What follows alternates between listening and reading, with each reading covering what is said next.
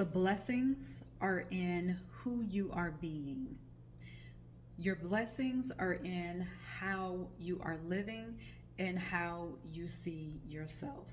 So, what do I mean by that? Stick around because we're getting into that and a few other things in this video today. Thank you for joining me. I am TamaraTamu, and you have just tuned in for another episode, another juicy episode of the TamaraTamu Collective, where dreams have no filter. So, what do I mean by the blessings are in your being? What does that even mean? So, we are human beings, and I know that you have heard this breakdown before. All right, it's same breakdown, different perspectives coming from different people who've had different life experiences. All right, so what I'm saying is an earth shattering.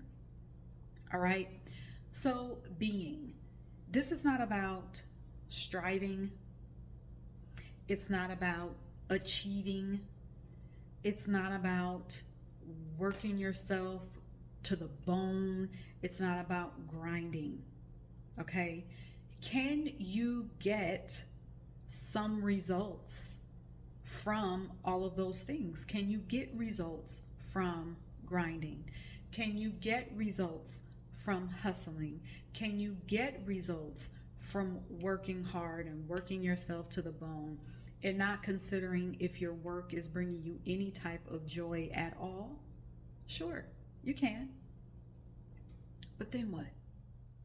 So being who you're being, who you see yourself as, your identity transcends all of that. It is more vital than all of that. Why? Because, and I've already used this word, I've kind of jumped ahead already, because your being is tied into your identity. All right? Your identity transcends any 3D striving, hustling, efforting, because all of that striving, efforting, hustling, grinding is attached to a certain outcome. All right? It's attached to how we think things should look, should be, how things are supposed to be. So, is that a bad thing? No, not at all. But here's what happens. So, for example, let's say that you have a person that did all the work, all the things, all the hustling, all the things to get to, let's just say, a business. Doesn't matter what type. But the grinding, the efforting, the hustling, everything was hard. But the business did not turn out the way that the person thought it should. So then what happens is that person then says, okay, well, I didn't get the result that I thought that I was going to get.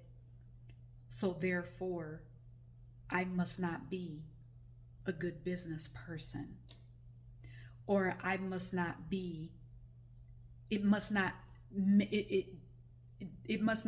for me to have, I'm saying that all wrong, I'm getting tongue tied. It must mean, because I did all of that work, it must mean that it's not meant for me to have the business. Is that true? No, it's not true.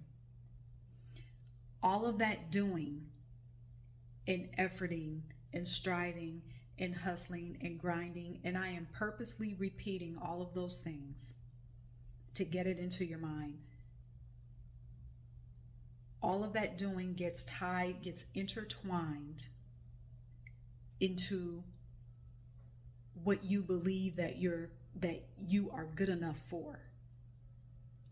It gets tied into your worth. Because when you hear a person say, well, I did all these things, I didn't get that thing, so therefore it must not be meant for me. It's meant for everybody else who wants the same thing, but for some reason it's just not meant for me. That is tied into your self-worth. So again, we have this in our mind that if after my doing, if I don't get this thing or that thing, then I must not be worthy of this or that. It must not be meant for me to have this or that. And you have to ask yourself, do you really believe that? Is that really true? Where did we get that idea from? So then if you do all the hustling, grinding, all of those things, efforting, hardworking, staying up late, getting up at 3 a.m., getting up at 4 a.m., 5 a.m., those magic starting times that we've heard over the years. You guys know what I'm talking about. So if you did all of that and you don't get the business that you still see yourself having, so then do you tell yourself, well, I guess maybe I'm not meant to have that business because I'm not a good business person? You see how all of that is intertwined? So are you supposed to now just see yourself, and I'm not saying anything is wrong with this, so none of you leave me any comments. So now are you just supposed to see yourself as an employee instead of the employer? There's nothing wrong with being an employee. But if you know that for you to live a soul-fulfilled life, that you are the business owner, that you are the employer, if that is so fulfilling to you, do you now tell yourself that, well, I did all that efforting, I wore myself out, still didn't get the business that I thought that I was going to have at the end of all of that work? So then do you just shrink and say, well, guess I'm just an employee now? No, I do not believe that. I do not believe that. So let's go back into being. Being involves stillness. Well, what does that mean? Stillness. Does this mean not doing anything? Well, let me answer it this way. Being means to be confident in your continued guidance. Being and being still involves being confident in your continued guidance, to know that you're always guided. Also, to be still in your being involves changing your perspective on what you view action to be, on how you view action and doing, and what that looks like. So, for example, oftentimes when we talk about taking inspired action, or just taking action, or taking action steps, many times we're looking for huge, grandiose, these steps that we would say, okay, well, that's a significant step. That is a significant action. Well, let's take an example. So let's say you're offering, a service, and you have identified some people that you feel that would be good fits to be a client of yours. And let's say you got a hold of their email, and you took the time, you were inspired to come up with a beautiful email with your offering and how it could benefit their lives and the value that it would add to their lives. versus, okay, so you did that, sent out the email one day. Let's say you did it, okay, we'll say today I'm recording this on Monday. Well, let's say, Tuesday or Wednesday, now some people would say it would be logical to follow up after, 72 hours. If you don't hear anything, the standard is 72 hours. I don't know if that's the same way, but I don't know if that's still the standard, but I'm just taking that from, when I worked in corporate. If you didn't hear back from somebody through email, then the standard was to give them 72 hours. So that's where I'm getting that from. So let's say, you don't send them an email, a follow-up email after 72 hours. Let's say instead of doing that, you feel more inspired to journal. Now you may be thinking, okay, what does journaling have to do with offering my services? Well, through your journaling, you could receive a download on how to expand your services and to create high-end packaging for your services. So you see how we have to change, we have to stop labeling the action steps that we take as big or small, which goes back to the stillness, which involves you being confident in the fact that you're always guided. So if after 72 hours you didn't feel guided to follow up on the email that you sent on Monday, but you felt a pull to go and write, to go journal, that is an action step. That is an action step, okay? So sometimes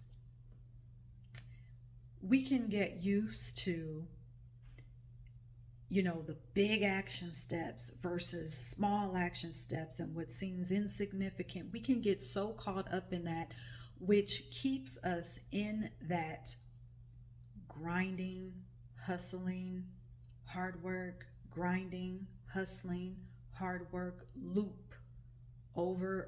We just get caught. And it seems like there's no way out. So what can happen, and it doesn't have to be this way. It doesn't have to. But what can happen is that opportunities, we'll call them opportunities, will present themselves where there's nothing left for you to do. Like nothing.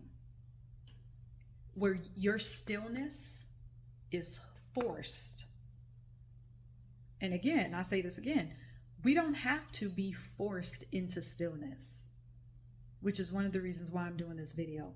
And that's why I'm saying the blessings are you focused on being, on your identity and who you see yourself as and your self-worth.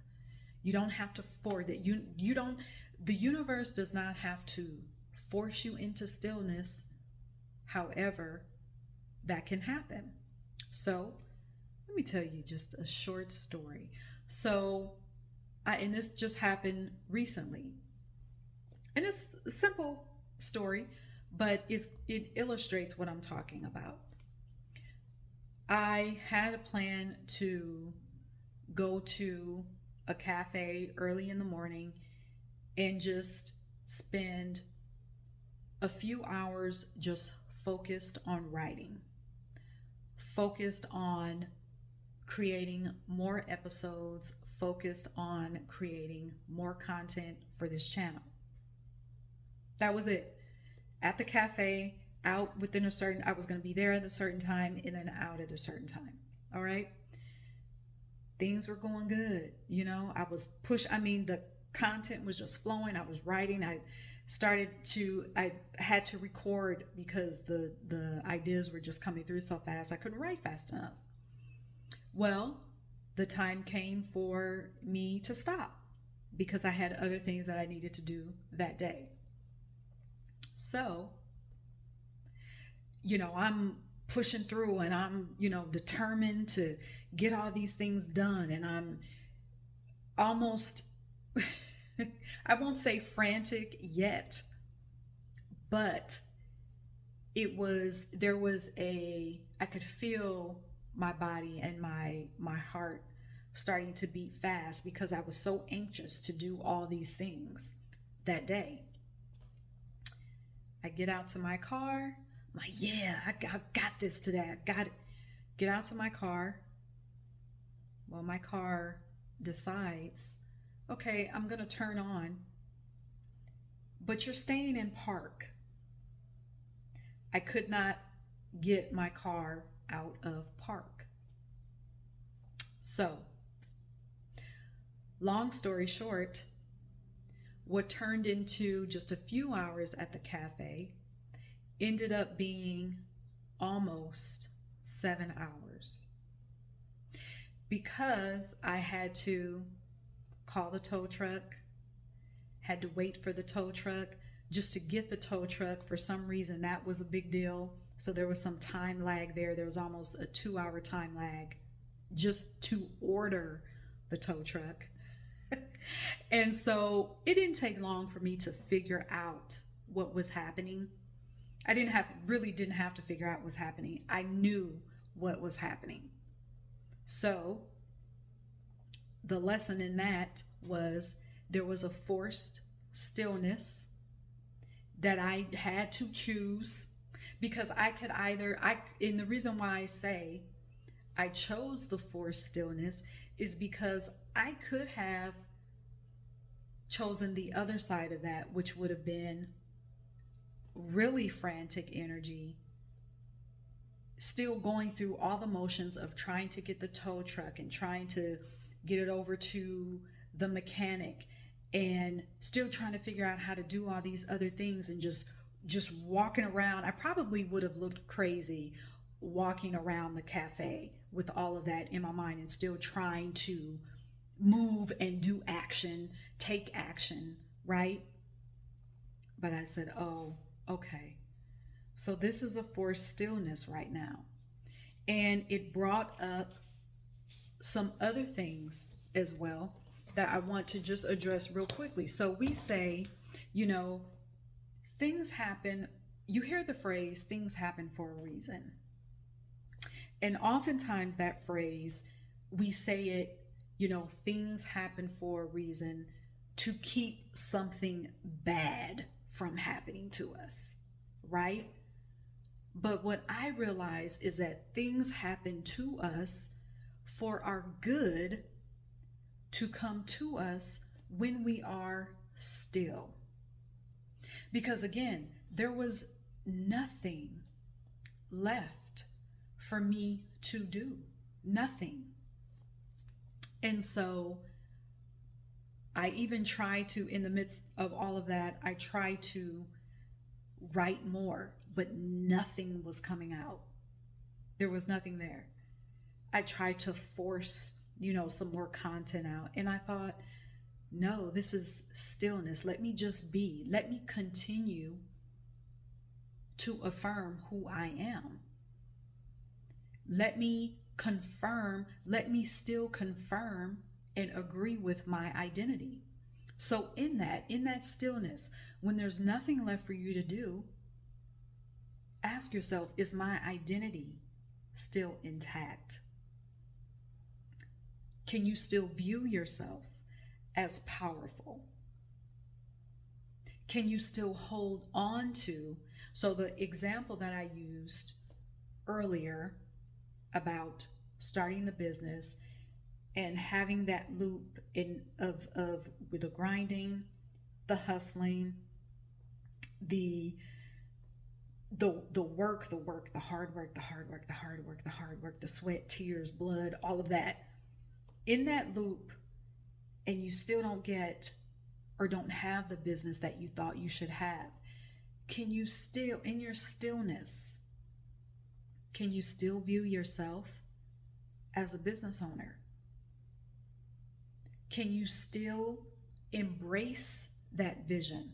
Can you still embrace that soul fulfilled vision that you have? And another thing I want to point out is, for some reason, for many reasons, we feel that if we are not constantly doing something,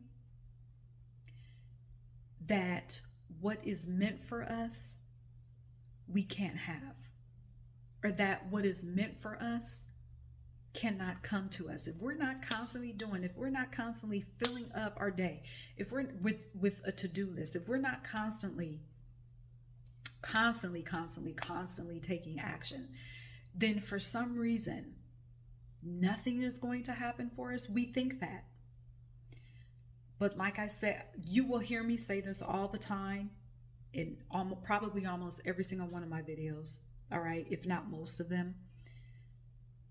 Your spirit, source, whatever you want to call it, infinite intelligence surpasses the limits of our human condition, of our circumstances. So I just told you about my circumstance of how a few hour cafe visit turned into almost 7 hours because of car trouble. So our spirit and our source surpasses limits of the human condition, of the human body, to bring us our good. Okay, so you can release yourself from the idea of saying, oh, I have to keep doing, otherwise I can't have this or that. Be still in your identity. Be still in what your soul wants. Be still and allow that vision to continue to unfold. All right? So, thank you for tuning in to another episode of the TamaraTamu Collective, where dreams have no filter. In the comments, let me know what your takeaways are. I know that this video helped someone, so share it. All right? If you haven't already, subscribe, like the video. All right? And until next time, cheers.